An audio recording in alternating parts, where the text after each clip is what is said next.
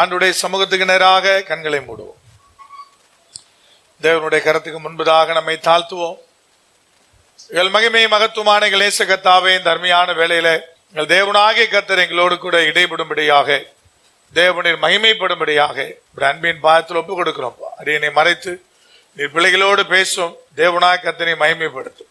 இயேசு கிறிஸ்துவின் அதிகாரம் உள்ள நாமத்தில் தானே ஜெபிக்கிறோம் ஜீவனுள்ள பரிசுத்த பரமதகப்பனே, ஆமென். அல்லேலூயா. ஆண்டவராகிய இயேசு கிறிஸ்து பரமேறி சொல்லும் போது ஒரு வார்த்தை சொன்னார் தன்னுடைய சீசர்களுக்கு. லூக்கா 24 அதிகாரத்தினுடைய 45 வசனத்திலிருந்து ஒரு காரியத்தை சொன்னார். இன்னைக்கு செய்தி அது இல்லை, இருந்தாலும் நான் சொல்லிட்டு செய்திக்குள்ளே போக நான் வாஞ்சிக்கிறேன். ஆண்டவராகிய இயேசு கிறிஸ்து பரமேறி செல்றதுக்கு முன்னாடி சீசர்லாம் அழைத்து எப்பா அப்படின்னு சொல்லி ஒரு முக்கியமான காரியத்தை பேசினாரு. வாசிக்கலாம் யாராவது ஒருவர் 45 வசனத்திலிருந்து. அப்பொழுது வேத வாக்கியங்களை அறிந்து கொள்ளும்படி அவர்களுடைய மனதை அவர் திறந்து அவர்களை நோக்கி எழுதியிருக்கிறபடி கிறிஸ்து பாடுபடவும் 3ஆம் நாளிலே உயிர்த்தெழுந்திருக்கவும் வேண்டியதா இருந்தது. ஒரு காரியம் செய்ய வேண்டியது இருந்தது அப்படின்னு ஆண்டவர் சொல்றார். செஞ்சு முடிச்சிட்டேன்றார். அவர் பாடுபடணும், அப்புறம் என்ன செய்யணும்? 3ஆம் நாள்ல மறுபடியும் உயிர்த்தெழணும். இது செய்ய வேண்டியதா இருந்தது. யார் செஞ்சுட்டா? இயேசு கிறிஸ்து சொன்னா செஞ்சு முடிச்சுட்டேன், செய்ய வேண்டியது நான் பண்ணிட்டேன் அப்படின்னு சொல்லி செய்யப்பட வேண்டியது என்ன அப்படின்னு வார்த்தை சொன்னார். அடுத்த 2 வசனத்துல வாசிக்கலாமா? அன்றியும் மனம் திரும்புதலும் பாவ மன்னிப்பும் எருசலேம் தொடங்கி சகல தேசத்தாருக்கும். சகல தேசத்தாருக்கு இல்ல, எங்க தொடங்கணும்? ஏன்னா எருசலேம் இருக்கிற மாத்திரம் பாரம்பரிய கிறிஸ்தவனா இருந்தாலும் ஒன்னும் கிளிக்கல. அதனால அங்க தொடங்கி எது பிரதர்? மனம் திரும்புதலும் பாவ மன்னிப்போம். அதை குறித்து எங்க தொடங்கணும்? எருசலேம்ல தொடங்கி உலகமெங்கும் வாசிங்க, சகல தேசத்தாருக்கும் அவருடைய நாமத்தினாலே பிரசங்கிக்கப்பட வேண்டியதா இருக்கிறது. நீங்கள் இவைகளுக்கு சாட்சியா இருக்கிறீர்கள். இவைகளுக்கு சாட்சி வாசிங்க. மனம் திரும்புதலுக்கும் பாவ மன்னிப்புக்கும் சாட்சிகளா இருக்கிறீர்கள். நீங்க சாட்சியா மாறணும். அது மாத்திரம் இல்ல, உலகமெங்கும், எருசலேம் தொடங்கி உலகமெங்கும். இப்ப என்ன செய்ய இருக்குது? இந்த மனம் திரும்புதல் பாவ மன்னிப்பை குறித்து பிரசங்கம் செய்ய வேண்டியதா இருக்கிறது. இதான் செய்யப்பட வேண்டியதுன்னாரு. செய்ய வேண்டியது நான் செஞ்சுட்டேன், நீ அப்பப்போ அல்றதும் அப்பப்போ சந்தோஷப்படுறதும் செஞ்சுட்டு இருக்காத.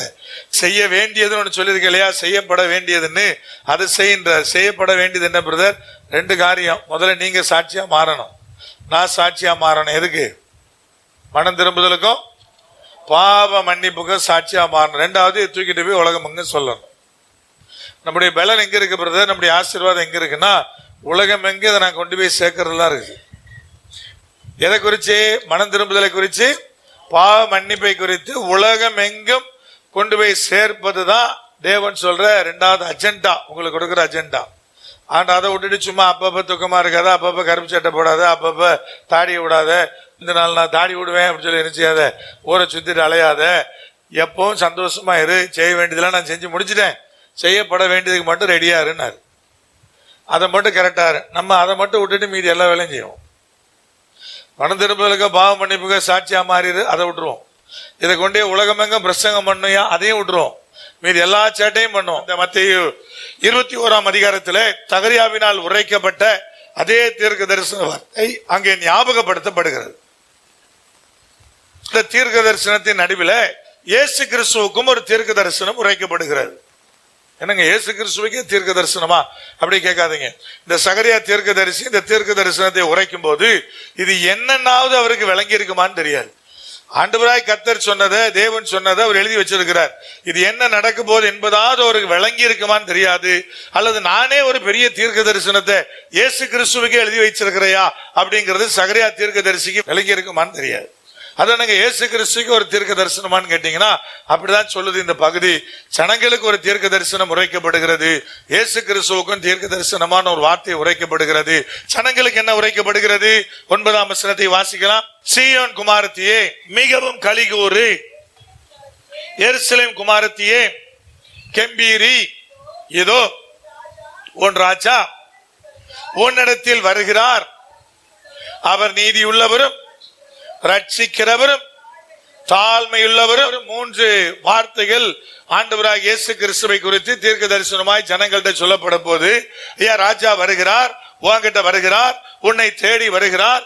எவ்விதமாய் வருகிறார்? நீதியுள்ளவராக, ரட்சிக்கிறவராக, எப்படி தாழ்மை உள்ளவராக தேவனாகிய கர்த்தர் வருகிறார். நல்லா கவனிங்க. நாம் ஆராதிக்கிற தேவன் யாரு பிரதர்? அன்புள்ள தகப்பன், ஆனா கண்டிப்பானவர். இதா புரியுதா? ஆதி காலத்துல எல்லாரும் பேரண்ட்ஸ் பிள்ளைகளை ரொம்ப கண்டிப்பா வளர்ப்பாங்க. ஆனா பிள்ளைகள் யாருக்கும் தகப்பனும் தாயும் கண்டிப்பா இருந்ததுனால பாசம் குறைந்ததாக பார்க்கல. இன்னைக்கு 50+ இருக்கிற எல்லாருக்குமே தெரியும் உங்க அப்பாவும் அம்மா உங்களை எப்படி வளர்த்தாங்கன்னு, எவ்வளவு கண்டிப்போட வளர்த்தாங்கன்னு. அந்த கண்டிப்பா வளர்த்ததுனால அவங்க மேல உங்களுக்கு பாசம் குறைஞ்சுதா? ஆனா இப்ப எந்த பேரண்ட்டும் பெரும்பாலும் கண்டிப்போட வளர்க்கிற மாதிரி பார்க்க முடியல. அவங்க இஷ்டத்துக்கு விடுறாங்க. ஆனா பிள்ளைகளுக்கு பாசம் இருக்குதா? இந்த கேள்விக்கெல்லாம் பதில் உங்களுக்கு தான் தெரியணும். நாம் ஆராதிக்கிற தேவன் யாரு பிரதர்? அவர் அன்பே உருவானவர், உங்களுக்காக எனக்கு ஜீவனை கொடுத்தவர், ஆனா கண்டிப்பான தகப்பன். கண்டிப்பான ஒரு ஃபாதரை, ரொம்ப ஸ்ட்ரிக்டான ஒரு தகப்பனை உலகத்துல பார்த்தா பிள்ளைங்கள்லாம் அந்த அப்பாவை பார்த்தோன்னு என்ன செய்யும்? ஆதிகால தகப்பன்லாம் எப்படி இருந்தாரு? அவர் வாராருனாலே வீடு கப்சிப்புன்னு ஆயிரும். அவர் நினைச்ச நேரம் கிளம்பி போவாரு, நினைச்ச நேரம் என்ன செய்வாரு? நினைச்ச நேரம் வருவார். அவர் வர்றாருன்னா வீடு கப்சிப். வீட்டுல எதெல்லாம் பெஸ்ட் இருக்குதோ அதெல்லாம் யாருக்கு போயிடும்? நல்ல வாழைப்பழம் அப்பாவுக்கு போயிடும். அழுவன வாழைப்பழம் தான் பிள்ளைகளுக்கு. அப்பா வராரு, அம்மாக்காரு என்ன செய்வானா, முட்டை சுடுறா அப்படி, நல்ல பெரிய முட்டையா ஒண்ணு வருது அப்படின்னா இந்த முட்டை அப்பாவுக்கு, உனக்கு மீதான் அப்படின்னு சொல்லி வளர்ப்பாங்க. இப்ப பிஞ்சு போனது, நொந்து போனது, அழுவுனதெல்லாம் அப்பாவுக்கு, நல்லதெல்லாம் யாருக்கு? அந்த காலத்துல அப்படி இல்லை. மனைவி சொல்லுவா, ஐயோ அவர் வராரு, அவர் தான் முக்கியங்கிறத, ரொம்ப குடும்ப தலைவர் முக்கியம் என்பதை குடும்ப தலைவி சரியானபடி மையப்படுத்தி தான் பிள்ளைகளை வளர்த்தாங்க. இப்ப அவன் கிடக்குறான்றது பாதி பேர் வீட்டுல. உங்க வீட்டுல அப்படி சொல்லனா பரவாயில்ல, பாதி பேர் வீட்டுல சொல்றது அவன் கிடக்குறான். அப்புறம் அவன் கிடக்குறான்னா அப்புறம் அவர் என்ன செய்வான்? பிள்ளைங்க என்ன செய்யும்? அது வேலையை செய்யும். அப்ப நல்லா வேலை கொள்ளுங்க. நிறைய பேருக்கு ஒரே ஹாப்பி, எங்க வீட்டுல நடந்தது மாதிரியே இருக்குது அப்படி. அப்பெல்லாம் அப்படிதான் பேரண்ட்ஸ் அந்த தகப்பன் அப்படிதான் இருப்பாரு. அவருக்கு இருக்கிற பெஸ்ட்டை கொடுத்துருவாங்க. அவரும் ஒரு நாள் பிள்ளை சாப்பிட்டுச்சான்னு கேட்க மாட்டார், எதுவும் கேட்க மாட்டார். அவர் பாட்டுக்கு சாப்பிடுவார், அவர் பாட்டுக்கு இருப்பாரு. அப்புறம் எல்லாம் முடிச்சிட்டு தான் அவர் பிள்ளைகளை பத்தி யோசிப்பார். அன்னைக்கெல்லாம் பாத்தீங்க அப்படின்னா அப்படிதான் இருந்தாங்க. இன்னைக்கு அப்படி இல்லை. இன்னைக்கு எல்லாமே தலைகீழ். இன்னைக்கு பிள்ளைகளை மையப்படுத்தி தான். ஒரு காலகட்டத்தில் பேரண்ட்ஸ் ஸ்கூல்லாம் நாங்க ஸ்ட்ரிக்டான ஸ்கூல், நாங்க ஸ்ட்ரிக்டான காலேஜ்னு சொல்றதுல அவங்களுக்கு பெருமை இருந்துச்சு. பேரண்ட்ஸ் தேடி கொண்டு நினைச்சுவாங்க அந்த ஸ்கூல்ல காலேஜ்ல தான் பிள்ளைகள் நினைச்சுவாங்க போடுவாங்க. மொபைல் அலோடு இல்லை, அங்க ஜீன்ஸ் பேண்ட் டிஷர்ட் அலோடு இல்லை. அப்படியெல்லாம் இருந்த காலேஜுகள்லாம் இன்னைக்கு கிடையாது. எப்போ ஒரு 10 வருஷ கேப்ல எப்படி வேணா போனை வச்சுக்க, எப்படி வேணா இரு. அப்ப என்னாச்சு பிரதர்? ஒரு காலத்துல நாங்க ரொம்ப கடுமையான சட்டத்திட்டங்களை வைத்திருக்கிற நல்ல ஒரு ஸ்ட்ரிக்டான காலேஜ் அப்படி சொல்லி பெருமைப்பட்டுக்கிட்டதெல்லாம் இன்னைக்கு பரவாயில்ல, அட்மிஷன் வராதுன்னு சொல்லி எங்க மாறிட்டு, நீ எப்படி வேணா வச்சுக்க, எப்படி வேணா வாழ்ந்துக்க, எனக்கு தேவை ஃபீஸ் வருதா, ஃபீஸை கட்டுறியா வா, எனக்கு அட்மிஷன் தான் மிக முக்கியமானது, அதனால நாங்க ஜாலி காலேஜ் அப்படின்னு சொல்ற அளவுக்கு என்ன பண்ணிக்கிட்டாங்கன்னா மாத்திக்கிட்டாங்க. அதான் இந்த காலம். ஆனா நம்ம ஆண்டவர் யாரு பிரதர்? நேற்றும் இன்றும் இன்றும் மாறாதவர். அவர் மாறவே மாட்டார். கேரக்டர் மாறவே மாறாது. அவர் எப்படிப்பட்ட தேவன் பிரதர்? கண்டிப்பான தகப்பன், ஆனா அன்பே நிறைந்திருக்கிற ஒரு ஆண்டவர். அவர் தான் நீங்களும் நானும் ஆராதிக்கிறோம். அது ரொம்ப முக்கியமானது. அவர் எங்கெல்லாம் நான் உனக்கு தாழ்மை உள்ளவரியா, நான் உனக்காக என்ன வேணாலும் செய்வையா, நான் உன்னை ரட்சிக்கிறவரியா, உனக்காக என்னையே பலியா கொடுக்கிறவரியான்னு சொல்ற இடத்துல எல்லாம் பாத்தீங்கன்னா அவருடைய நீதி தவறாமையும் எழுதப்பட்டிருக்கிறது. அப்படிதான் இங்க 3 கேரக்டர் சொல்லப்படுது. இங்கேயும் நீதி உள்ளவராக, ரட்சிக்கிறவராக, தாழ்மை உள்ளவராக உன்னிடத்திலே வருகிறார் என்று ஜனங்களுக்கு உரைக்கப்பட்ட தீர்க்க தரிசனம். இப்படி ராஜா வர்றாரு. எதுல வர்றாரு? அடுத்து சொல்றாரு பாத்தீங்கன்னா என்ன சொல்றாரு? கழுதையின் மேலும், கழுதை குட்டியாகிய மரியின் மேலும் ஏறி வருகிறவருமா இருக்கிறார். எதுல வரார் என்பதை மையப்படுத்துகிறார். உங்களுக்கு நன்றாய் தெரிந்திருக்கிற வண்ணமாக ஆதி காலத்துல ராஜாக்கள் கழுதையில வந்தாங்கன்னா அவர் ராஜாவா வர்றாருன்னு அர்த்தம். ராஜாவாய் அபிஷேகம் பண்ணப்பட்டவர் கழுதையில வருவார். ராஜாக்கள் போருக்கு வரும்போது குதிரையில வருவாங்க. நீங்க உடனே தாழ்மையின் சின்னமாக கழுதையை தேர்ந்தெடுத்தா நீங்க சொல்லக்கூடாது. அந்த காலத்துல கழுதை தாழ்மையின் சின்னமான்னு தெரியாது. இன்னைக்குதான் தாழ்மையின் சின்னம். அன்னைக்கு அது பயன்பட்டதான ஒரு கழுதை இல்லையா? இன்னைக்கு எல்லாரும் கழுதை யூஸ் பண்ணாங்க. அது ரொம்ப தாழ்மையின் சின்னமாலாம் நமக்கு தெரியாது. அதுவும் பணக்காரங்க வீட்டுலாம் இருக்கும். எல்லா ஏழை வீட்லயும் என்ன செய்யாது கழுதெல்லாம். என்ன கொஞ்ச நாளைக்கு முன்னாடி ட்ரெண்ட் ஆச்சு தெரியுமா? அது உண்மையில ராக்லாண்டான்னு தெரியாது. மிஸ்டர் ராக்லாண்ட் அவர்களுடைய பாருங்கள், சைக்கிள்ல ஊழியம் பண்ணது வந்திருக்கிறாரு. சைக்கிளை சுத்தி பாருங்க, எவ்வளவு அவர் பாத்திரம் பண்டம் விளக்கு எல்லாம் சைக்கிளை சுத்தி கட்டி தொங்கிட்டு இருக்கும். ஒரு மிஷினரி ஒழித்து போவாரு. அதை ராக்லாண்ட் போட்டு, ராக்லாண்டை பார்த்தீர்களா? அப்படி எல்லாம் வாட்ஸ்அப்ல எல்லாம் ஒரு 5-6 வருஷம் முன்னாடி வந்துட்டு இருந்துச்சு. நீங்க பாத்துருக்கலாம் சீனை. நான் இருந்த ஒரு வாட்ஸ்அப் குரூப்ல போட்டிருந்தாங்க, அந்த காலத்தில் எப்படி சைக்கிள்ல ஊழியம் பண்ணியிருக்காரு பாத்தீங்களா, இந்த காலத்து ஊழியர்கள் எப்படி இருக்கிறார்கள் அப்படின்னு. நான் கீழே கமெண்ட் போட்டேன், அந்த காலத்துல எத்தனை பேருக்கு சைக்கிள் இருந்துச்சுன்னு கேட்டு. நான் ஸ்கூல் படிக்கும்போது நான் இருந்த கிராமத்தில் அதிகபட்சம் ஒரு 10 சைக்கிள் இருந்திருக்கும். 10 சைக்கிள், ஒரு டிவிஎஸ் 50, 3 பணக்காரன்ட்ட கார், அவ்வளவுதான். அவங்க லேண்ட்லார்டு. ஒரு 10 சைக்கிள் இருந்திருக்கும். ஒரு காலகட்டத்தில் வீட்டில் பார்த்தீங்கன்னா இந்த வால் உள்ள மர்பி ரேடியோ இருக்கும். அது மழை பெஞ்சா எடுக்காது, கொஞ்சம் வெயில் வச்சு சூடாக்கணும். இந்த மர்பி ரேடியோ யார் வீட்டுல எல்லாம் இருக்குதோ அவெல்லாம் பெரிய கோடீஸ்வரன். எங்க வீட்டில் ஒன்று இருந்துச்சு. கடைசி அதை வாங்கி ரெடி பண்ணி வைக்கலாம்னு எனக்கு ஒரு ஆசை. அது ஒருத்தனை தேடி பிடிச்சி எடுத்து அதை வால்வு ரேடியோ ரெடி பண்ணுவான்னு ஒருத்தன் வந்தான். வந்து பாத்தீங்கன்னா அதுல இருக்கிற முக்கியமான 4 வால்வை கழட்டிட்டு வேற பார்ட்ஸ் நான் போய் வாங்கிட்டு வரேன்னு போயிட்டு ஓடியே போயிட்டான். அவன் வந்ததே எதுக்கு? கடைசியில் மறுபடி ரெடி எங்க போச்சு பிரதர்? குப்பையில போச்சு. வீட்டுல கிடக்குது, அதை ரெடி பண்ணி வைக்கலான்னு ஒரு ஆசையில கடைசியில் உள்ள இருக்கிற 4 வால்வையும் கழட்டி கொடுத்துட்டு தூக்கி தூர போட்டு வால் பார்த்துட்டு போய் கண்ணாடியில் இவ்வளவு பெருசா இருக்கும். அவங்கெல்லாம் பெரிய கோடீஸ்வரங்க வீட்டுல தான் ரேடியோ இருக்கும். இப்ப ராக்லாண்டு சைக்கிள் வச்சிருந்தாருன்னா அது அந்த கால கார் மாதிரி கணக்கு. சைக்கிள்ல போனான்னு சொல்லக்கூடாது இல்லையா? அப்ப இன்னைக்கு கழுது என்பது ஏழ்மை. ரைட், ஓகே, ஏழ்மை உள்ள வீட்டுல இருக்குன்னு வச்சுக்கிடுவோமே. அன்னைக்கு அப்படி இல்லை. 2வது ராஜாக்களுடைய பாரம்பரியம் அதுவல்ல.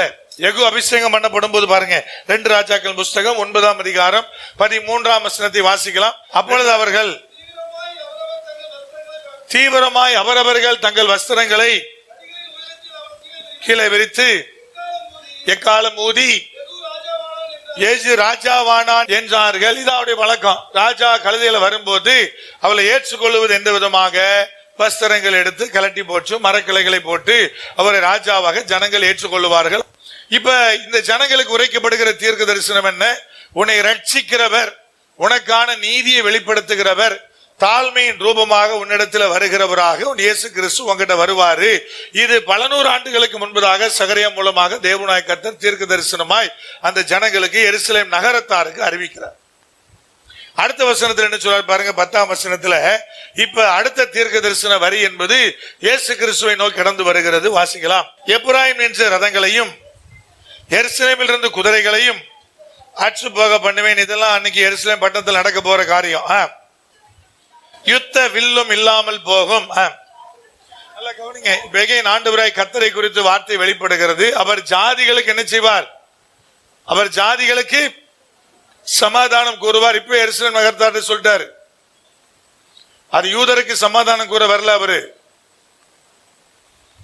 யாருக்கு வந்தாரு? சாதிகளுக்கு சமாதானம் கூற வர்றாரு. உனக்கு மாத்திரம் இல்ல, இந்த உலகம் முழுவதும் இருக்கிற நீ புறஜாதி என்று அழைக்கிற அல்லாதவர்களுக்கும் அவர் சமாதானம் கூறுவதற்கு தான் வர்றாரு என்பது அன்னைக்கே தீர்க்க தரிசனமா உரைக்கப்படுகிறது. யூதர்கள் ஏற்றுக்கொள்ளக்கூடிய வார்த்தை அல்ல. ஆனா யூதர்களை நோக்கி எருசலேம் நகரத்தை நோக்கி தேவன் பேசுகிற வார்த்தை, அவர் ஜாதிகளுக்கு சமாதானம் கூறுவார். அப்புறம் அவருடைய ஆளுகை ஒரு சமுத்திரம் தொடங்கி மறு சமுத்திரம் வரைக்கும், ஒரு நதி தொடங்கி பூமியின் எல்லை பரியந்தம் என்ன செய்யும்? செல்லும். அவருடைய ஆளுகை எங்கெல்லாம் இருக்கும் என்பது ஆண்டவராய் கர்த்தர் சொல்றார். ஐயா, உலகம் முழுவதும் இருக்குன்றார். எல்லாமே ஒரு ஆளுகை தான். ஏன்னா அந்த காலகட்டத்தில் பூமி உருண்டையான்னு தெரியாது. நதியோரத்தில் அவன் பூமி தொடங்கினதா அவன் நினைச்சுக்கிடுவான். எல்லாம் அவன் ஊர்ல, அந்த ஊர்ல இருக்கிற நதியோரம் கடலோரம் இருக்கிறவன் என்ன நினைச்சுக்கிடுவான்னா, இப்போது இங்கதான் நம்ம ஊரே தொடங்குது, அதுக்கு அந்த சைடு என்ன இருக்குன்னு உனக்கு தெரியாது. அதனால சொல்ல, நதி தொடங்கி எல்லா பக்கமும் எல்லா எல்லைகளிலும் அவருடைய ஆளுகை இருக்கும். பூமி முழுவதும் அவருடைய ஆளுகை இருக்கும். இதெல்லாம் உரைக்கப்பட்ட தீர்க்க தரிசனம். இயேசு கிறிஸ்து யாரு? நீதியுள்ளவர், ரட்சிக்கிறவர், தாழ்மையுள்ளவர், பூமி முழுவதையும் ஆளுகை செய்ய போகிறவர், இந்த உலகத்திற்கு சமாதானம் கூறுபவர், இதெல்லாமே ஜனங்களுக்கு உரைக்கப்பட்ட தீர்க்க தரிசனம். இப்ப இயேசு கிறிஸ்துவை நோக்கி எப்படி தீர்க்க தரிசனம் திரும்புது? அடுத்த வசனம், உனக்கு நான் செய்வது என்னவென்றால் தண்ணீர் இல்லாத குழியிலே அடைபட்டிருக்கிற உன்னுடையவர்களை நான் உன் உடன்படிக்கையின் ரத்தத்தினால என்ன செய்வேன்? நான் விடுதலை பண்ணுவேன். இயேசு கிறிஸ்து நிறைவேற்றும்படி கொடுக்கப்படுகிற மிகப்பெரிய தீர்க்க தரிசனமான வார்த்தை என்னன்னா, உன்னுடையவர்கள்.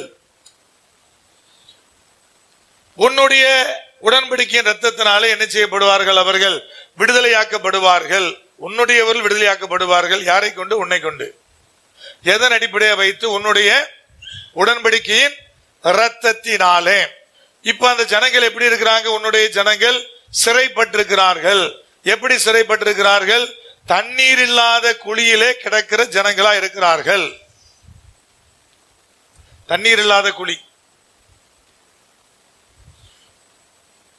எந்த விதத்திலும் ஒருவேளை ஜீவனை பெறுவதற்கு முடியாதபடி ஜீவனுக்கு போராடுகிற குழி.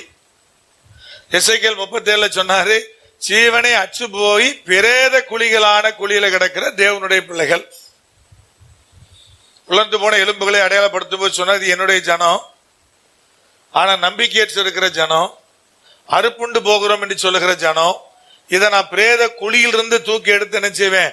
அதற்கு நான் ஜீவனை கொடுப்பேன் என்று எசேக்கியேல் 37 ஆண்டவராய் கர்த்தர் பேசுகிறார். குழியில கிடக்கிற ஜனம் அப்படின்னா என்ன? ஜீவனுக்காக போராடிட்டு இருக்கிற ஜனம். போராடி ஜீவனே போன ஒரு கூட்டத்தையும் மீட்கிறவர் தான். ஜீவனுக்காக போராடிக்கிட்டு இருக்கிற கூட்டத்தையும் மீட்கிறவர் தான். இப்ப என்ன பிரதர் பெரிய போராட்டமா இருக்கிறது? தண்ணீர் இல்ல. ஆவிக்குரிய கண்ணோட்டத்தில் பார்த்தா பிரதர், ஜீவ தண்ணீர் இல்ல. தாகமா இருக்கிற ஜனம், எப்பவுமே தாகம் தீரல. விளங்குதா விளங்கலையா? அதனாலதான் சிலுவையில சபையை சம்பாதிக்கும் போது ஆண்டவராக இயேசு கிறிஸ்துவுக்கு கடைசி காயம் விழாவில் ஏற்படுத்தப்பட்டது. அந்த காயம் தேவையே இல்லை. போற போக்கில் பொறிச்சு அவன் குத்துவதாகத்தான் பைபிள் சொல்லுது. வந்து பாக்குறான், யாரெல்லாம் சிலுவையில் அறையப்பட்டு அந்த கால வழக்கத்தின்படி இன்னும் உயிர் போகாம தொங்கிட்டு இருக்கிறாங்களோ அவருடைய முழங்கால்களை முறித்து அந்த ஜீவனை அவர்கள் போகும்படியாக நடத்துவது அவங்களுடைய வழக்கம். ஆனா இயேசு கிறிஸ்துவை குறித்து உரைக்கப்பட்ட இன்னொரு தீர்க்க தரிசனம் என்ன? நீதிமானுடைய எலும்புகள் முறிக்கப்படுவதில்லை என்று சொல்லுகிற வார்த்தை. அது இயேசு கிறிஸ்துவுக்காக உரைக்கப்பட்ட தேவனுடைய வார்த்தை. ஒரு பாஸ்டர் நல்ல தேவனுடைய மனுஷன் தான், ஊழியத்துக்கு போறாரு. என் நண்பரும் கூட போறார். வேன் கவுந்துருது. அவங்க சபையை சார்ந்த எல்லாருக்கும் எலும்பு முறிவு, தோள்பட்டியில, காலர்ல, கையில எல்லாம் எலும்பு முறிவு. அவர் வெளியே வந்து, இவர் பின்னாடி கார்ல போறாரு பாஸ்டரும் இன்னும் 2 பேரும். வெளியே வந்து உட்காந்து சோகமா இப்படியே உட்காந்துருக்காரு. என்ன பாஸ்டர் அப்படின்னா, பைபிள்ல போட்டிருக்கு நீதிமான எலும்பு முறிக்கப்படுவதில்லைன்னு. எல்லாரும் எலும்பு முறிச்சு போச்சே அப்படின்னு. என் நண்பர் பக்கத்துல இருந்து, என்ன அர்த்தம்? உங்க சபையில ஒருத்தனும் நீதிமான் இல்லைன்னு அர்த்தம்.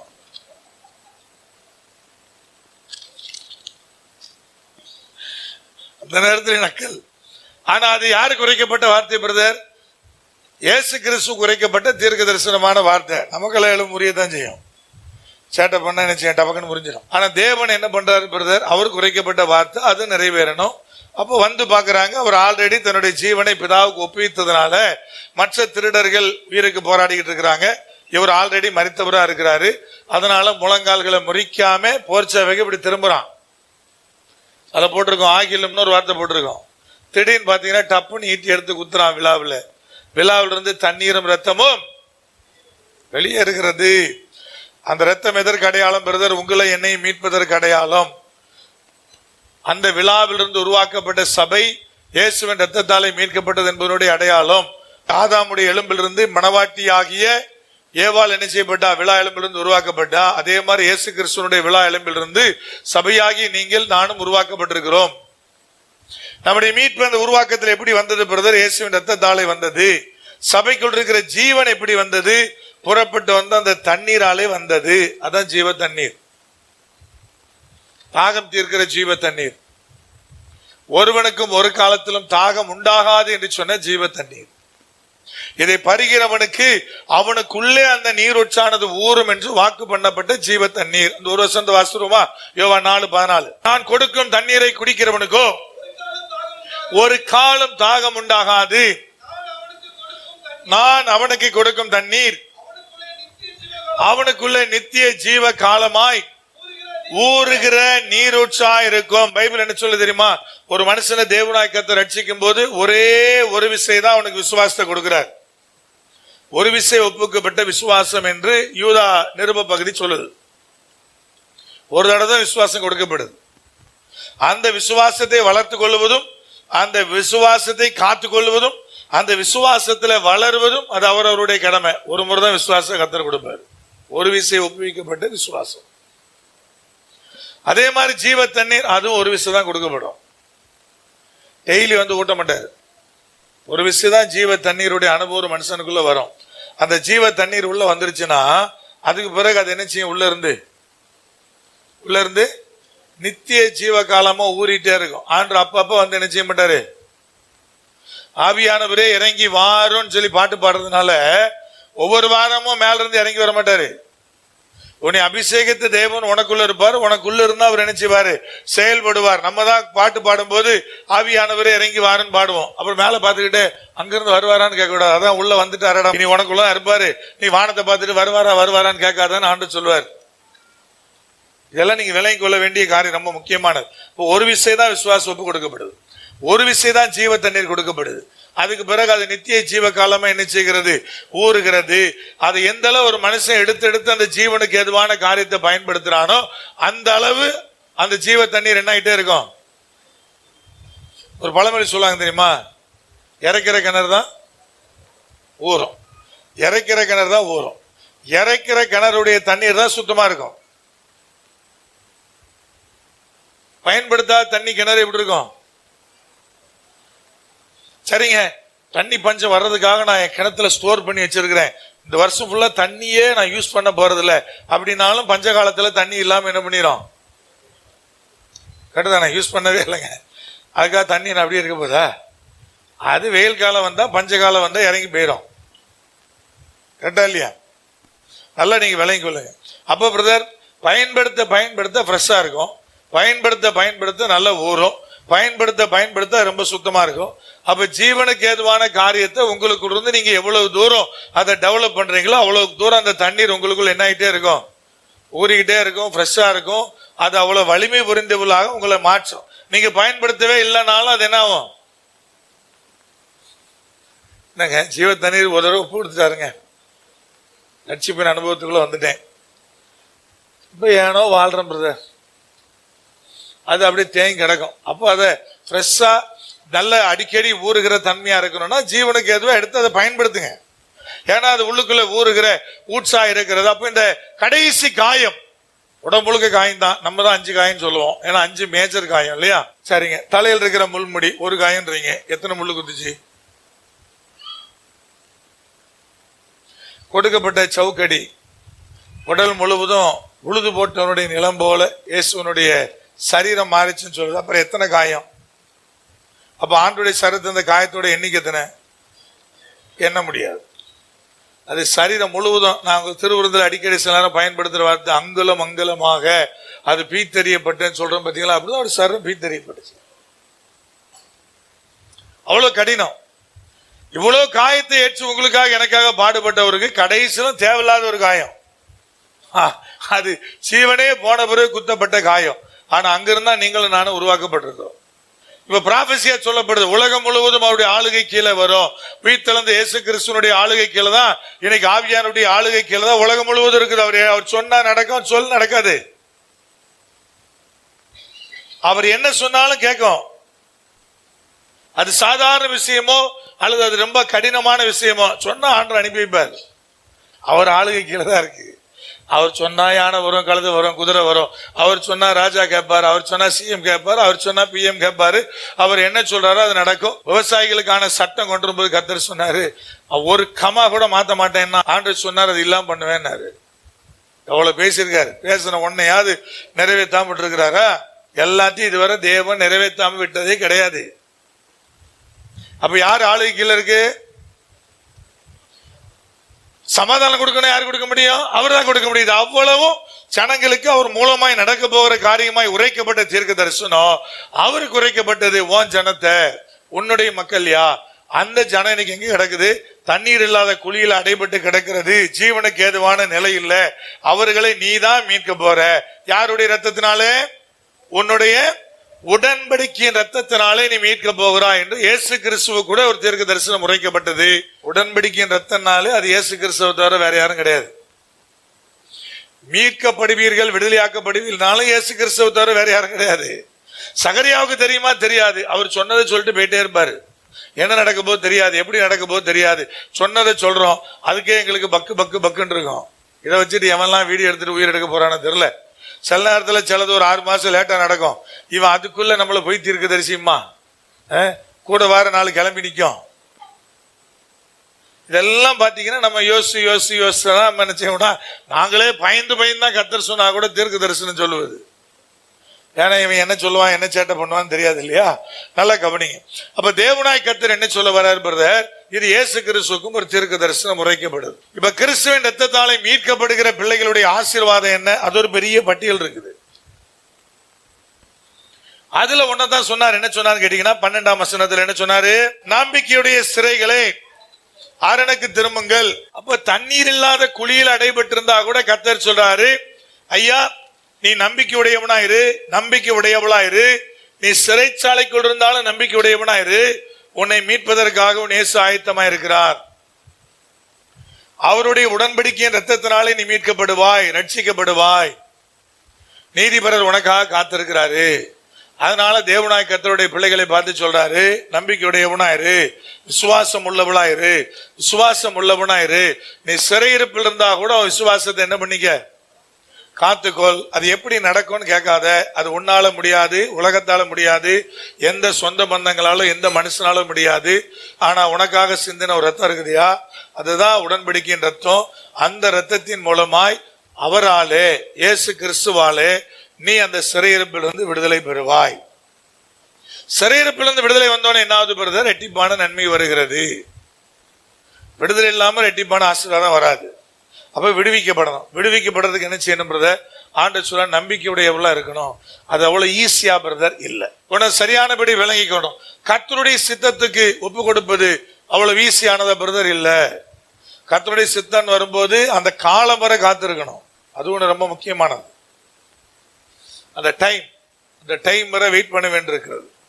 அவர் 2வது நமக்கென்று வைத்திருக்கிற காரியம் அது எனக்கு ஏற்புடையதா இருக்க வேண்டிய அவசியம் இல்லை. அதெல்லாம் ஏற்றுக்கொள்வது ரொம்ப கடினம். நேற்று ஒரு வாலிப தம்பிகிட்ட பேசிட்டு இருந்தேன் மதியம். அவனுக்கு என்னுடைய ஆசை பிரதர், இதான் தொழில், இதான் செய்யணும்னு ஆசை. அதுக்குண்டான வருவாய், அதற்குண்டான ஆசீர்வாதங்கள், அதுக்குண்டான காரியம் ஒண்ணு அமையல. அதான் அவனுடைய துக்கம். எங்க அப்பாட்ட கேட்டா எங்க அப்பா இல்ல அதெல்லாம் செட் ஆகாதரா, இந்த தொழில் பண்ணுன்றாரு.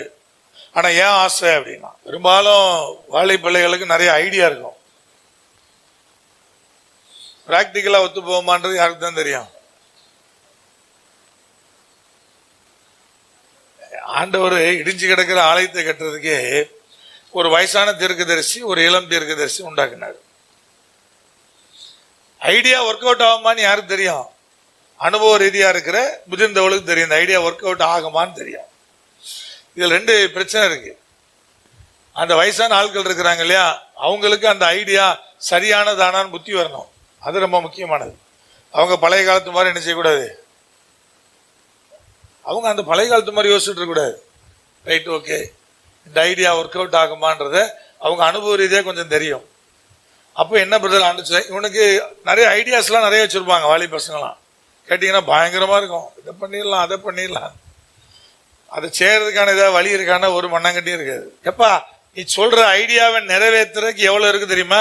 இது ஒர்க் அவுட் ஆகுமான்னு தெரியாதுல. அதே மாதிரி தம்பி புலம்பிட்டே இருந்தான். நேற்று நான் சொன்னேன், தம்பி நல்லா கவனி, என்ன ஆண்டவர் ஊழியத்துக்கு கூடும்போது எனக்கு அதுல பிடித்தம் இல்லை. எனக்கு ரொம்ப பெரிய வழியா இருந்தது ஒன்னே ஒண்ணுதான். ஏன்னா அது வரை தொழில் பண்ணோம், வர்ற ஊழியக்காரர் எல்லாரும் யார் வேணாலும் வரலாம், யாருக்கு வேணாலும் ஹெல்ப் பண்ணுவோம். பக்கத்துல அதே மாதிரி கஷ்டப்பட்டவங்க டெய்லி வருவாங்க. இதை ஒட்டி இந்த பேங்க் இருக்க இடத்துல பழைய ஆட்களுக்கு தெரியும் ஒரு மெஸ் இருந்து, வர்றவங்க எல்லாரையும் அங்கே போய் சாப்பிட்டுக்கன்னு சொல்லுவேன். சாப்பிட்டுக்குவான். ஆனால் இன்னைக்கு 4 பேர் சாப்பிட்ருக்காங்க, 7 பேர் சாப்பிட்ருக்காங்க அப்படின்னு சொல்லி அவன் நைட்டு பில்லை கொண்டு வந்து காசு வாங்கிட்டு போவான். இப்படியே வாழ்ந்து பழகாச்சு. இப்போ முதல் முறையா இப்படி வச்ச கையை இப்படி நீட்டணும். அதான் எனக்கு ரொம்ப பெயினா இருந்துச்சு ஊழியத்துக்கு கர்த்தர் அழைக்கும் போது. இது ரொம்ப பெயினா இருந்துச்சு. அப்ப அவன்கிட்ட சொன்னேன், தம்பி ரொம்ப கஷ்டமா இருக்கும் மனசுக்கு, எனக்கு ஊழியம் பண்றதுக்கு பிரியமே இல்லை, ஆனா ஆண்டு வந்து என்ன நீ தான் ஊழியம் பண்ணுன்னு சொல்லி என்னை கொண்டு வந்து நிறுத்திட்டாரு. அப்ப எனக்கு பிடிக்கவே இல்லை. ஆனா இன்னைக்கு ஊழியம்னா எனக்கு உயிர். ஊழியத்துக்காக என்ன வேணா செய்வேன். மரிக்கிற வரை, அந்த கடைசி நொடி வரை ஊழியம் பண்ணு எனக்கு ஒரு ஆசை. நீ நல்லவனான்னு என்ன கேட்டீங்கன்னா நான் சொல்லுவேன் நான் நல்லவன் இல்லைன்றேன். ஆனா ஆண்டவரை எவ்வளவு நேசிக்கிறேன்னா அப்படி நேசிக்கிறேன். ஊழியத்தின் மேல உங்க அன்பு என்னன்னு கேட்டா அவ்வளவு. ஏன் தெரியுமா? எனக்கு பிடிக்காதான், ஆனா உள்ள வந்தவர் எனக்கு ரொம்ப பிடிச்சு போச்சு. அப்படி ஒருவேளை நீ ஆண்டவர்கிட்ட ஒப்பு கொடுத்தனா, இருதயத்தை திறந்த ஆண்டவரே எனக்கு பிடிக்குதோ பிடிக்கலையோ, நீர் எனக்கு என்ன வச்சிருக்கிறீரோ அதை நான் ஏற்றுக்கொள்றேன் நீ சொன்னா, கர்த்தர் உனக்கான வழியை திறப்பாரு. ஒருவேளை உனக்கு பிடிச்சதை அது மூலமா நீ ஃபியூச்சர்ல நிறைவேற்றிக்கலாம், அல்லது ஒருவேளை உனக்கு இப்ப பிடிச்சது அப்ப பிடிக்காமலே கூட போயிடும். கர்த்தர் கொடுத்தது உனக்கு என்ன செய்யும்? ஆழமா பிடிக்கும். தம்பியால் அதை ஏற்றுக்கொள்ள முடியல. நேரம் யோசிக்கிறான். அப்படியே பலர் பல விதமா அட்வைஸ் பண்ணியிருப்பாங்க. அப்பா அட்வைஸ் பண்ணியிருப்பாங்க, அம்மா அட்வைஸ் பண்ணியிருப்பாங்க. அவனுக்கு அதை என்ன செய்ய முடியல. இது என்ன ஆசை என்பதை கடந்து வெளியே வர முடியல. ஆனா தேவனுடைய விருப்பம் என்ன பிரதர்? அங்கதான் ஒரு பெரிய அர்ப்பணிப்பு ஒண்ணு தேவை இருக்கு. அப்ப வெயிட் பண்ணணும். தேவனுடைய சித்தத்துக்கு வெயிட் பண்ணா காலத்துக்கு வெயிட் பண்ணணும். அவர் பிடிக்காத சொன்னாலும் அதையும் ஏற்றுக்கொள்ளணும். இதெல்லாம் அதுக்குள்ள அடங்கிய ஒன்றா இருக்கிறது. அப்ப தேவனாய் கர்த்தர் அழகா சொல்றாரு, முதல்ல நீ சிறையிருப்பில் இருந்தால் நம்பிக்கையோடு இரு.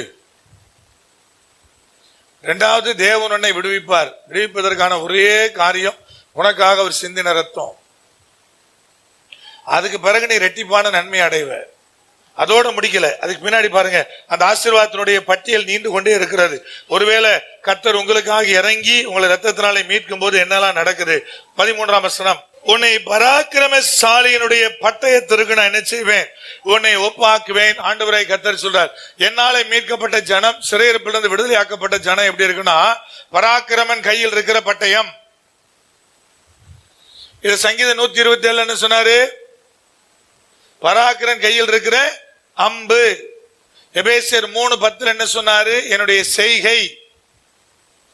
இப்ப பட்டயம் அப்படின்னு நீங்க ரொம்ப பெருசா நினைச்சிடக்கூடாது. இது எப்படிப்பட்ட பட்டயம்? பட்டயம் பெருசா அப்படி கேட்டீங்கன்னா, பராக்கிரமன் பெருசான்னு அடுத்த ஒரு கொஸ்டின் இருக்கு இல்லையா? பராக்கிரமன் என்னது? ஆங்கில வேதாகமும் மைட்டி மேன் சொல்லுது. கர்த்தருடைய கரத்தில் இருக்கிற பட்டயம்ன்றாரு. இப்ப பட்டயம் வலிமையானதா, அதை பிடிச்சிருக்கிற வலிமையானவரான்னு ஒரு கொஸ்டின் இருக்கு இல்லையா? பட்டயம் வலிமையானதா, பிடிச்சிருக்க வலிமையானவரா? பிடிச்சிருக்கிறதா வலிமையானவர். பராக்கிரமன் கையில் இருக்கிற பட்டயம் சொல்லிட்டு அது கீழே 15ஆம் வசனத்துல என்ன சொன்னார் பாருங்க, சேனைகள் கர்த்தர் அவர்களை காப்பாற்றுவார், அவர்கள் பட்சித்து கவன் கற்களால் கீழ்ப்படுத்தி கொள்ளுவார்கள். இங்க ஆண்டவரை கர்த்தர் சொல்றார், பட்டயம் சொல்றது கவன்கள். கர்த்தருடைய கருத்தில் இருக்கிற பட்டயம். நீ பட்டயம் ஒண்ணு கோலியாத்து கையில் இருக்கிற பட்டயமா நினைச்சுக்காத. நீ கவன்கள். கவன்கள் யார் கையில் இருந்துச்சு? தாவீது கையில் இருந்துச்சு. அப்ப என்ன சொல்றாரு? பயன்படுத்துகிறவர் நான். என் கரத்துல நீ சாதாரண கவன்கல்லா இருந்தாலும் எதிரி வீழுவான். பட்டயம் பெரிய பராக்கிரமசாலியா இருக்க வேண்டிய அவசியம் இல்லை. அப்படிதான் கோலியாத் நின்னார், பெரிய பராக்கிரமசாலி. சாதாரண வலிமை இல்லாத, சரத்துல வலிமை இல்லாத அந்த போருடைய பாதுகாப்பு கலன்களை கூட சரத்துல மாட்டிக்கொண்டா நடக்க முடியாத பலவீனமான பாண்டம் தாவீது. அழகிய ரூபம். ஆனா என்ன செய்து பிரதர்? அந்த போருக்கான அந்த பாதுகாப்பு அணிகலன்களோ அவனால மாட்ட முடியாது. மாட்டினா நடக்க தெரியாது. அப்படிப்பட்ட பலவீனமானவன். ஆனா அவனை கொண்டு தேவன் கோலியாத்தை வீழ்த்தினார். அப்ப தாவீது சொன்ன வார்த்தை என்னன்னா, சேனைகளை கர்த்தரை நிந்திக்கிறதுக்கு நீ யார்? ஏன் கோலியாத்து மேல தாவீது கோவம் வந்துச்சு? கர்த்தரை நிந்திச்சான். விளங்கி கொள்ளுங்க, இஸ்ரவேலின் தேவனை நிந்திச்சான். ஏன் கோவம் வந்துச்சு பிரதர்? இவன் சாதாரண வலிமை இல்லாதவனா இருந்தா கூட தேவன் மேல வச்சிருக்கிற பாசம், அவனை ஒருத்தன் நிந்திச்சுட்டான்னு எழும்புகிற கோபம். விளங்கிட்டா இல்லைங்களையா? இவனுக்கு எனக்கு என்ன வாருக்கு பிளான் பண்ணியா போனா? இல்லைங்க, இஸ்ரவேலின் தேவனை நிந்திப்பதற்கு நீ யார்? யாரை நம்பி போறேன்னா? இஸ்ரவேலின் தேவனை நம்பிதான் வர்றேன்னா. கவன்கல்லோட போனா, கர்த்தரை நம்பி போனா, அன்னைக்கு தேவன் ஒரு பெரிய ஜெயத்தை கொடுத்தார். ஆனா 1 சாமுவேல் 21 என்ன சொல்லுது? சமூக தப்பத்தை தேடி போறான், பசிக்குதுன்னு போய் கேட்கிறான். சமூக தப்பத்தை தவிர வேற ஒண்ணும் இல்லைங்கிறான். பரவாயில்லன்னு சொல்லி வாங்கி அதை புசிக்கிறான். தேவன் அதை ஓகே பண்ணார? சமூக தப்பம் இன்னைக்கு நம்ம கொடுக்கிற வேஃபருங்க, அன்னைக்கு சமூக தப்பம் என்பது வேஃபர் இல்ல, அந்த ஜனங்களால ப்ரிப்பேர் பண்ணப்படுற ரொட்டி. அதனால அந்த பிரெட்டை சாப்பிட்டா பசி என்ன செய்யும்? ஆறும். தேவன் அதை அனுமதிச்சார், சமூக தப்பத்தை அனுமதிச்சார். ஏன்னா அன்னைக்கு சூழ்நிலை, சரி பாவம் என் தாசன் சாப்பிட்டு அனுமதிச்சார். அடுத்த உடனே பட்டை இருக்கான்னு கேட்டான். ஆசாரிய உடனே சொன்னா, பின்னாடி நான் வச்சிருக்கிறையா, சீரலை சுத்தி வச்சிருக்கிறேன், கோலியாத்துடைய பட்டையன்னு ஒண்ணு கையில வாங்கிட்டு நான் அதை காட்சிப்படுத்தி பார்க்கும்போது எனக்கு அப்படிதான் தோணுச்சு. அதை அப்படியே தடவி கொடுத்துட்டு, இதற்கு நிகரானது இல்லைன்னா, எனக்கு அந்த காட்சி அப்படி தோணுது. கையில தூக்கி வச்சுட்டு இதற்கு நிகரானது இல்லைன்னு சொன்னா அப்படியே தடவி கொடுத்துருப்பான்ல. எந்த கவன்கல்ல வச்சு அவ்வளவு பெரிய ஆயுதத்தை வச்சு இந்த ஆயுதத்துக்கு நிகரானது இல்லை நீயே சொல்ற ஒரு மனுஷனை வீழ்த்தினையோ, இன்னைக்கு அதே ஆயுதம் தான் உனக்கு பெருசா தெரியுது தவிர அன்னைக்கு இருந்த தேவன் பேர்ல இருந்த பட்சம் உனக்கு பெருசா நிச்சயில தெரியல. அன்னையில இருந்து வீழ்ச்சி தான் தாவீதுக்கு. ஓடி ஓடி ஒளிஞ்சு சிக்கலாகல எல்லாத்தையும் இழந்து அவர் நிலைக்குள்ள வருவதற்குள்ள பெரும்பாடு. தேவனுடைய கரத்தில் இருக்கிற பட்டயமாய் தேவன் உங்களை மாற்றுகிறார் சிறையிருப்பிலிருந்து விடுவிக்கப்பட்ட உடனே. ஆனா ஒன்ன விளங்கிடுங்க, நீ பலம் பொருந்திய பட்டயம் அல்ல, நீ சாதாரண கவன்கள் தான். ஆனா உன்னை இயக்கிறவர் பலம் பொருந்தியவர். உன்னுடைய பலன் உன்னை இயக்கருடைய கரத்தில் இருக்குதே தவிர உன்கிட்ட இல்ல. அப்ப கர்த்தருடைய பராக்கிரமன் கையில் இருக்கிற பட்டயம், ஆனா கவன்கள் என்றார். எதுக்கு சொல்ல வர்றாருன்னா, யார் உங்களை இயக்குறாரோ அவருடைய பலத்தில் தான் இயங்குறீங்களே தவிர பட்டயமாகிய உங்ககிட்ட ஒன்னும் பலன் இல்ல. நீ சாதாரண கவன்கள் தான். ஆனா உன்னை கொண்டு தேவன் கோலியாத்தையும் வீழ்த்துவார். புரியுதா இல்லையா?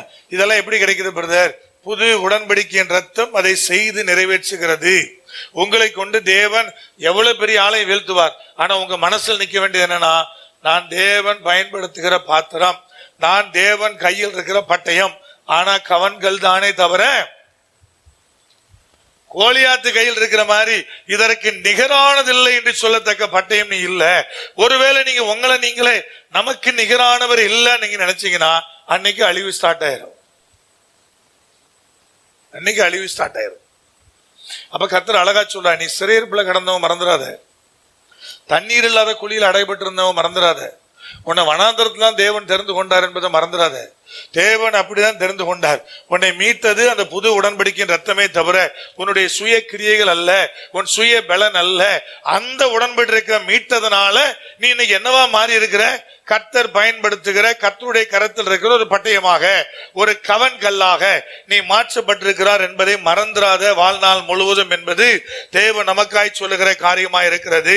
இப்ப வாசிக்கலாம் 14ஆம் வசனம். அவர்கள் பட்சத்தில் கர்த்தர் காணப்படுவார், அவருடைய அம்பு மின்னலை போல புறப்படும். கர்த்தராகி ஆண்டவர் எக்காலம் ஊதி தென் திசை சுழல் காற்றுகளோடு என்ன செய்வார்? அவர் நடந்து வருவார். அவர்கள் பட்சத்திலே கர்த்தர் காணப்படுவார். இது 3ஆவது சொல்றார். விடுதலையாக்கப்படுவே, ரெட்டிப்பான நன்மையை பெறுவே, கர்த்தருடைய கரத்தில் இருக்கிற பட்டயமா இருப்ப. இப்ப தேவனாய் கர்த்தர் சொல்ற பட்சத்திலே கர்த்தர் காணப்படுவார். அவர் கூட இருக்கணும், அதான் முக்கியம். அவர் காணப்படுவார், அவர் பட்சத்துல கூட இருப்பார். அவர் பட்சத்துல கூட இருந்தா என்ன பிரதர்? அப்போஸ்தலர்கள் எல்லாரும் பாடுகளை தான் அனுபவிச்சாங்க, ஆனா எல்லாத்திலும் ஜெயம் பெற்றாங்க. சிறைச்சாலைகளுக்குள்ள போனாங்க, தேவன் சிறை கம்பிகளை உடைச்சாரு. பெரிய பெரிய ராஜாக்களோடு பேச வேண்டியது இருந்தது, கர்த்தர் அவருடைய வாயா இருந்தார். ஏன் பிரதர்? கூட தேவனை பெற்றவனுடைய வாழ்க்கையில அதான் இருக்கும். அவனுக்கு என்ன பேசணும்னு தெரியும், எது பேசணும்னு தெரியும், கரெக்டா பேசுவான். எதிராளிகள்கிட்ட என்ன நடப்பிக்கணுமோ அந்த காரியங்களை கரெக்டா நடப்பிப்பான். கர்த்தர் கூடவே இருப்பார். கர்த்தர் ஒரு காரியத்தை சொல்லும் போது நான் உன் கூட இருக்கிறேன் என்பதை நிரூபிக்கிறார். எதுக்கு பிரதர்? கர்த்தருக்காக, ஆண்டருக்காக. வைராக்கியம். நீ வெட்ட வாரியா வா, குத்த வாரியா வா, நான் கட்டுறது நிறுத்த மாட்டேன். நீ என்ன பண்ணுவோ பண்ணு. கரண்ட் தர மாட்டியா? வேண்டாம், ஜென்ரேட்டர்ல கட்டுவேன். இப்ப கூட ஒரு சர்ச்சு ஜென்ரேட்டர்ல வேலை நடந்துட்டு இருக்கு. வேணா நீ குரூப்ல போட்டு விட, சவுண்டோட கேட்பீங்க, ஜென்ரேட்டர் சவுண்டோட. ரொம்ப டஃபா தான் இருக்கும் ஏரியா எல்லாம். ஆண்டர் என்ன சொல்றாரு? நான் உன் பட்சத்தில் இருப்பேன்றாரு. அந்த ஒரு வாக்கு போதுமே, வேற என்ன தேவை இருக்கு? அவர் பட்சத்தில் இருப்பாருன்னா நான் முதல்ல போய் நிக்கணும்ல. அவர் பட்சத்தில் இருக்கிறான்னு சொல்லிட்டு நான் போய் நின்னாதானே என் பட்சத்தில் நிற்பாரு. நான் படுத்துட்டு தூங்கினா எப்படி பட்சத்தில் நிற்பாரு? இந்த கேள்வி வருது இல்லையா?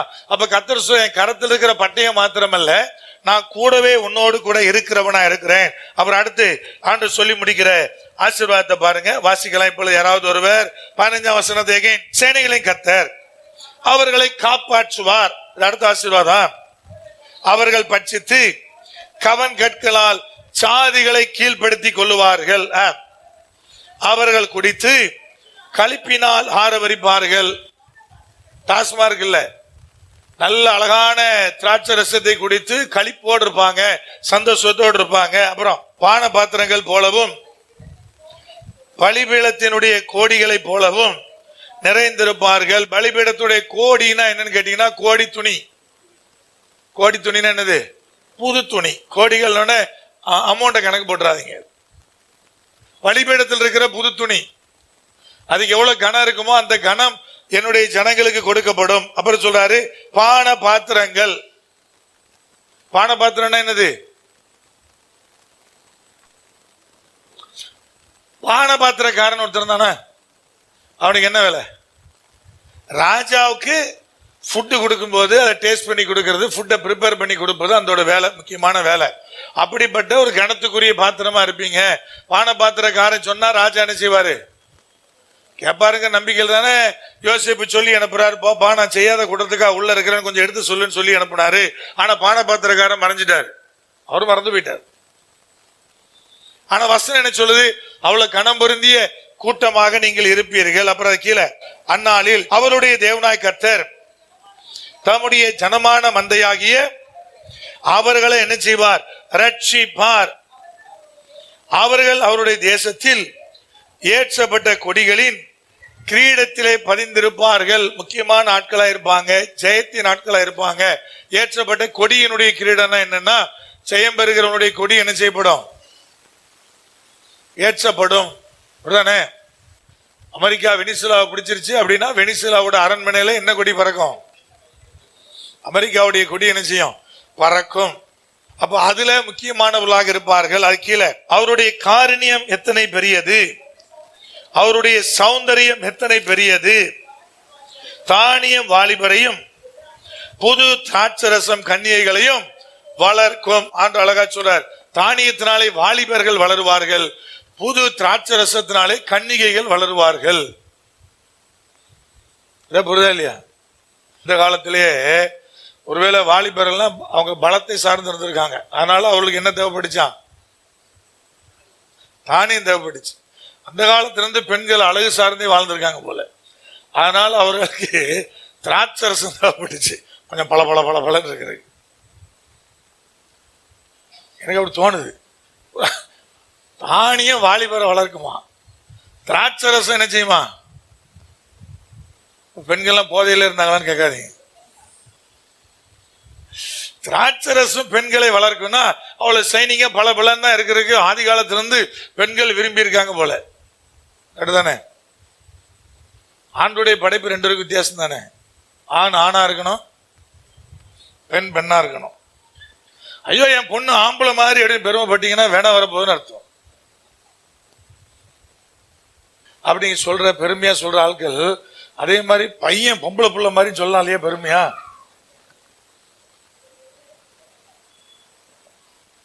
அப்படி சொல்லலாம், என் பையன் பொம்பளை புள்ள மாதிரி அப்படின்னு யாராவது பெருமையா பேசியிருக்காங்களா? ஆம்பளை ஆம்பளையா இருக்கணும், பொம்பளை பொம்பளையா இருக்கணும். ரெண்டு பேருடைய கேரக்டரும் மாறவே மாறாது, ரெண்டு பேருடைய பழக்க வழக்கிலிருந்து எதுவுமே சேஞ்ச் ஆகாது. ஆண் ஆணாக பெண் பெண்ணாக இருப்பதே தேவன் விரும்புகிறார். அதனால தானே நம்ம சொல்ல பழைய ஏற்பாடு காலத்திலிருந்தே பெண் ஆணுடைய தரிக்காதெல்லாம் ஆண்டு சொன்னார்.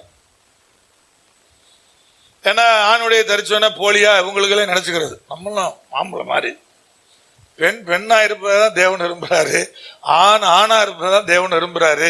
அதையும் இதுல பதிவு பண்ணோம் இல்லையா? ஏதோ ஒரு பாயிண்ட் கிடைக்கும் போது நாங்க சிலதை பதிவு பண்ண முடியும். இங்க ஆண்டு அழகான பாயிண்ட் சொல்லார், தானியம் வாலிபரை வளர்க்கும். வாலிபனுக்கு என்ன தேவைப்படுது? பலம் தேவை. ஏன் பலம் தேவை? உழைக்க பலம் தேவை, பாதுகாக்க பலம் தேவை. ஆண் என்பை எப்படிப்பட்டவன் பிரதர்? பைபிள் வசனம் சொல்லுது, அவன் குடும்பத்தை போஷிக்கணும், குடும்பத்தை என்ன செய்யணும்? காப்பாற்றணும், அப்படி வேத வசனம் சொல்லுது. அதுக்கு என்ன தேவை? நல்ல பலம் தேவை அவளுக்கு. அதனால தானியம் அவளை வளர்க்குது. பலசாலிகளாக, பாதுகாப்பு கொடுக்கிறவளாக, சம்பாதிக்கிறவளாக, போஷிக்கிறவளாக கர்த்தர் அவங்களுக்கு ஒரு செட்டப் வச்சிருக்கிறார். பெண்ணுக்கு எப்படி பிரதர்? பெண் பெண்ணா இருப்பதான் தேவன் விரும்புறாரு. பெண் ஆனா மாற ட்ரை பண்ணாதீங்க, வில்லங்கத்துல மாட்டிக்கிடுவீங்க. நாமள மாதிரின்னு சொல்லாதீங்க. அது வெரி வெரி டேஞ்சர்ல கொண்டு போய் என்ன பண்ணி என்ன விட்டுரும். நீயா நானா ப்ரோக்ராம்ல கோபிநாத்துக்கிட்ட ஒரு சின்ன குழந்தைய வச்சிருக்கிற மனைவி சொல்ற, கணவர் எனக்கு என் பொண்ணு கூட நேரமே செலவழிக்க மாட்டேங்கிறாரு, பிள்ளை வளர்ந்துருங்க, நாளைக்கு இந்த சின்ன பிள்ளைக்கும் அப்பாவுக்கும் நடுவில் இருக்கிற உறவு என்ன? ஏங்க நீங்க டைம் ஸ்பெண்ட் பண்ணால? அவன் சொல்றான், நானே 15,000 18,000 சம்பளத்துல வேலை பார்க்கிறேன், எனக்கு வாடகையில் இருந்து வீட்டினுடைய எந்த தேவையும் சந்திக்கப்படாது, அதனால ஆபீஸ் முடிஞ்சோன்னா ரேபிடோ ஓட்டுறேன், ஸ்விக்கியில ஜொமேட்டோல என்ன பண்றேன் நான் போட்டு ஒர்க் பண்றேன், இதெல்லாம் சேர்ந்தாதான் நான் வீடு கட்டி என் பிள்ளைக்கு போஷிக்க முடியும், அதனால நான் வருவதற்கு கண்டிப்பா லேட் ஆகும். கேட்கிறான் மனைவிட்ட, உண்மையில அவ்வளவு கஷ்டப்படுறாரா? ஆமா ஓட்டுறாரு. பிறகு ஏமா பிள்ளை கிட்ட இருக்கலன்னு சொல்ற, பிள்ளை விட்டா அப்படிங்கிற அடுத்தது. அப்பா அவர் சொல்றாரு, அப்ப வேலையை விட்டு சொல்ல வாங்குறாரு. அது எப்படி அப்படிங்கிறா. வேலையும் விடக்கூடாது, வீட்டுக்கு சோறும் போட்டுறணும், பொண்டாட்டி தடவிட்டே இருக்கணும், பிள்ளைய தடவிட்டே இருக்கணும், எதையா நடக்கும். அவன் சம்பாதிச்சாதான் உனக்கு வீட்டுல சோறு ஓடும். அப்ப அவன் வேலையை பார்க்க விடு. அவன் வெளியே தான் இருப்பான். அவன் வெளியே இருக்கதான் கர்த்தருடைய செயல். அவன் அதிகம் பேச மாட்டான். அவன் அமைதியா இருக்கான வாயை புடுங்கிறது. அவர் வாயை போய் சொரிஞ்சு புடுங்கிட்டு அவன் டக்குன்னு ஒரு வார்த்தையை போடுவான். போட்ட பிறகு 15 வருஷம் சொல்றது, நீ அன்னைக்கு அந்த வார்த்தை சொன்ன, நீ என்ன வார்த்தை சொன்ன? சும்மா இருந்தாயா? அவன்கிட்ட பேசவே விரும்பாம தான் கம்முன்னு இருந்தான். சும்மா இருக்கிறவனை போய் சொரிஞ்சு அவன் வார்த்தை என்ன செய்வான், டப்புன்னு சொல்லுவான். அவனு சொல்லிக்க கூடாதுல்ல. அப்ப அவர் ஆண்டு அழகா தெளிவா தான் எழுதியிருக்கிறார். எதுக்கு ரெண்டையும் பிரிச்சு எழுதினாரு? தானியம் வாலிபரை வளர்க்கும், பெண்களை திராட்சரசம் வளர்க்கும் எழுதினாருன்னா, வளர்ப்புல இருந்து எல்லாத்திலயும் வித்தியாசம் இருக்கு, பாடி அமைப்புல இருந்து வித்தியாசம் இருக்குது, உள்ள சுரக்கிற ஜீன்ல இருந்து, உள்ள இருக்கிற ஹார்மோன்ல இருந்து எல்லாத்திலயும் வித்தியாசம் இருக்கு, திங்கிங்ல வித்தியாசம் இருக்கு. ஒருவருக்கு ஒருவர் மாறவே முடியாது. சும்மா ஒரு ஜீன்ஸ் பேண்டையும் டி ஷர்ட்டையும் போட்டோம்னா ஆம்பளை அப்படின்னு கூடாது. நீ ஆம்பளையா மாறவே முடியாது. மாறினா உனக்கு வில்லங்கும். அதனால பெண்ணாவே இரு, அதான் உனக்கு என்னது ஆசீர்வாதம். இதான் தேவனாய் கர்த்தர் சொல்ற காரியம். இல்ல பிரதர் அது இப்படி இது எப்படி, அந்த கதையும் பேச முடியாது. ஜீன்ஸ் பேண்ட் ஒன்னு போட்டோன்னா ஆம்பளையா? கர்த்தர் உன் திங்கிங் லெவல் கூட மாறாது. பெண்ணுக்கு வேற திங்கிங் தான், ஆணுக்கு வேற திங்கிங் தான். அதையும் நான் பதிவு பண்ணோம் இல்லையா? தேவன் சொன்ன தீர்க்க தரிசனம் சகரியா மூலமா, ஒன்னு ஜனங்களுக்கு, இன்னொன்னு இயேசு கிறிஸ்துவுக்கு. இதன் மூலமாய் கிடைக்கப்பெற்ற நன்மைகள், அது ஒரு பட்டியல், எவ்வளவு தியானிச்சிருக்கிறோம். ஒருவேளை இந்த காரியங்கள் உங்களுக்குள்ள நிறைவேறுதலாய் கர்த்தர் மாற்றி இருந்தா சந்தோஷம். இல்லைன்னா நிறைவேற ஒப்பு கொடுப்பது அவசியமானது. கண்களை மூடலாம், அப்படி இருக்கிற இடத்துல எழுந்திருக்கலாம். கர்த்தருடைய பரிசுத்த சமூகத்துக்கு நேராக, தேவனுடைய கரத்துக்கு நேராக ஒப்பு கொடுக்கலாம். தேவனுடைய பலத்த மகிமை, தேவனுடைய கிருபை, தேவனுடைய இரக்கம் விளங்கத்தக்கதாக என் ஆண்டவராகிய இயேசு கிறிஸ்துவுக்கு உரைக்கப்பட்ட தீர்க்க தரிசனங்களை நம்ம தியானிச்சிருக்கிறோம். அவர் ரத்தத்தின் மூலமாய், புதிய உடன்படிக்கையின் ரத்தத்தின் மூலமாய் கிடைக்கிற விடுதலை, அந்த விடுதலையின் மூலமாய் கிடைக்கிறதான இரட்டிப்பான நன்மை, அந்த விடுதலையின் மூலமாய் தேவனை நம்மோடு வைத்துக் கொள்ளுகிற அனுபவம், அந்த விடுதலையின் மூலமாய் கர்த்தருடைய கரத்தில் இருக்கிற பட்டயமாய் மாறுகிற ஒரு அனுபவம், கவன் கற்களால் ஜாதிகளை கீழ்ப்படுத்துகிற அனுபவம். நீ பலமற்றவள் தான், பலமற்றவன் தான். ஒருவேளை பணபலமோ, அதிகார பலமோ, ஆள் பலமோ எல்லாவற்றிலும் குறைந்தவளா இருக்கலாம். ஆனா ஆண்டவராய் கர்த்தர் உனக்காக வாக்கு பண்ணுகிறார். உங்களுக்காக தேவனாய் கர்த்தர் பேசுகிறார். என்னுடைய மகனே, மகளே, நீ கவன்கள் தான், ஆனா என்னுடைய கரத்தில் இருக்கும் போது சாதிகளை கீழ்ப்படுத்துகிற கவன்கள். நீ கரத்தில் இருக்கும்போது அவ்விதமாய் நான் உன்னை மாற்றுகிறவர், நான் பட்சத்துல காணப்படுவேன். உன்னை வளர்ப்பதற்கான தானியமாய், விளைச்சலாய் நான் இருப்பேன். ஐயா, உன்னை வளர்ப்பதற்கான திராட்சரசமாய் நான் இருப்பேன். இதெல்லாம் தேவனாய் கர்த்தர் உங்களோடு பேசி இருக்கிறதான சத்திய வார்த்தைகளா இருக்கிறது. இன்னைக்கு அந்த ஆண்டவராய் இயேசு கிறிஸ்துவே நீதியுள்ளவராய், இரட்சகராய், தாழ்மையுள்ளவராய், பூமியின் மீதெங்கும் ஆளுகை செய்கிறவராய் நீங்க ஒருவேளை ஏற்றுக்கொண்டிருக்கிறீங்களா? அந்த தகப்பனுக்கு முன்பதாய் நம்மை தாழ்த்துவோம். எங்கள் பரிசுத்த தகப்பனை, நீ செய்து முடித்த ஆண்டவரே, நீர் ஆண்டவரே நிறைவேற்றிய தீர்க்க தரிசனமாய் உரைக்கப்பட்ட இந்த வார்த்தைகளை தியானிக்க பலன் தந்திருக்கிறேன், நன்றி. இன்னைக்கும் ஆண்டவரே இந்த வார்த்தைகளை எங்கள் பிள்ளைகளுக்குள்ளே நிலைப்படுத்தும். போதுமானவராய் கூட இருக்கும். கர்த்தருடைய ஆசீர்வாதத்தினுடைய மகிமைகள் பிள்ளைகளை காக்கட்டும். கர்த்தருடைய ஆவியானவர் பொறுப்படுத்திக் கொள்ளும். பெரிய காரியங்களை செய்யும். இயேசு கிறிஸ்துவின் அதிகாரம் உள்ள நாமத்தில் தானே ஜெபிக்கிறோம். ஜீவனுள்ள எங்கள் பரிசுத்த பரம தகப்பனே, கர்த்தராகிய இயேசு கிறிஸ்துவினுடைய கிருபை, பிதாவாகிய தேவனுடைய அன்பு, பரிசுத்த ஆவியானுடைய ஐக்கியம் இப்பொழுது சதா காலம் அனைவரோடு நித்தியமாய் நிலைத்திருப்பதாக.